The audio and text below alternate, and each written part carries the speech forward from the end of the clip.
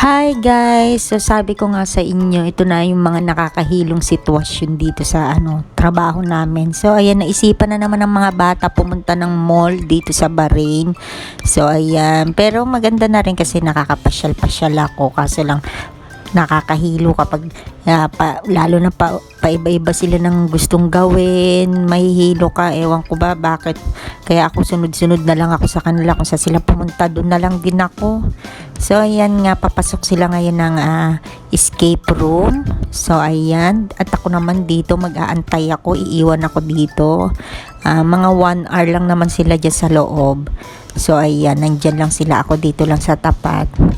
Ayan. So habang nandito ako, iniwanan naman ako ng pagkain. So kain-kain lang ako dito. Ayan.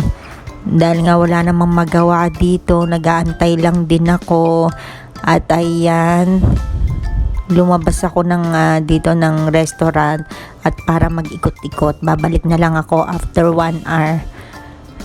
Ayan. Maganda rin dito yung mall nila dito kasi napakaraming kasi lang ang mamahal ng mga dito, yung mga Louis Vuitton, ganyan yung mga nandito sa kanila, Louis Vuitton, Chanel, Dior. So yan, ayan nga, natapos na silang maglaro. Ayan, paglabas namin, saan na naman sila pumunta. Ayan, pagtapos namin kung saan pumunta, yan, umorder sila ng pagkain. Syempre, dahil nga meron na namang pagkaing tira. Kasi nga, syempre, mga bata, hindi naman talaga kakain yan Kakainin lang yung konti. Diyos ko, mas marami pa yung tira. So, ayan, kinakain ko ngayon yung tira nila.